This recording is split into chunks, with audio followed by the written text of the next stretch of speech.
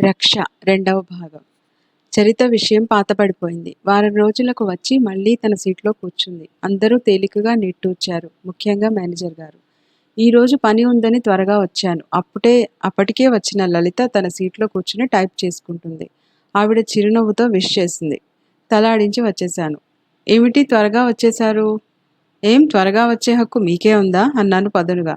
ఏమండోయ్, కోపం భోంచేశారా ఏం? అడ్డమైనవి వినటానికి తినటానికి నేను మేనేజర్ని కాదు అన్నాను. లలిత లేచి నా సీటు దగ్గరికి వచ్చింది. ఆమె ముఖం సీరియస్గా ఉంది. క్షమించండి, నాపై నిజంగా కోపం వచ్చింది. కారణం ఊహించగలను. చరిత అంత సిల్లిగా చేస్తుంది అనుకోలేదు. అంతకంటే ఎక్కువ అతని భార్య ముందు ఆటలు పట్టించాను. నీ భర్త నిజాయితీపరుడు కాదని అర్థం వచ్చేలా చెప్పాను. అయినా ఆవిడ ఆత్మహత్యకు ప్రయత్నించలేదు. చరితతో పరిహాసం చేస్తూ నిన్ను వదిలి నా వెంట పడ్డాడోయ్ అన్నాను.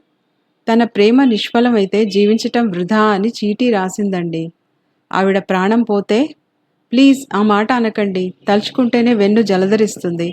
భార్యకు లేని బాధ ఈవిడకెందుకండి? అవును వాసు, రాత్రంతా ఇదే ఆలోచించాను. అప్పుడే వచ్చిన కుమార్ అడిగాడు. ఏముంది? Very simple. భార్యకు వివాహ బంధం ఒక రక్ష. పిల్లలున్నారు. పై మెరుగులు చూసి బయట తిరుగుళ్ళు తిరిగే భర్తను ఏమనలేక ఊరుకుంది. ఎటు తిరిగినా తనవాడే అన్న నమ్మకం, సమాజంలో స్థానం ఉంది. ప్రియురాలిదేముంది? అంతా తాత్కాలికమైన వ్యామోహం. దాన్ని శాశ్వతం అనుకుంటారు. ఆ నమ్మకం అబద్ధమైతే సహించగలరా అన్నాను. ఇద్దరూ కన్విన్స్ అయినట్టున్నారు. మై గాడ్, నేనంత దూరం ఆలోచించలేదు. అతను వివాహితుడు. అతనిపై వ్యామోహంతో అమ్మాయి చెడిపోతుందనే అనుకున్నాను. అతని వ్యామోహం నుండి తొలగించాలని అన్నాను.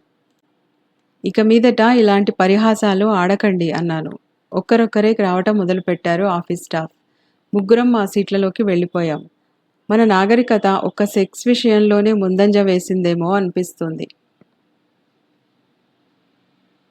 కథ సమాప్తం.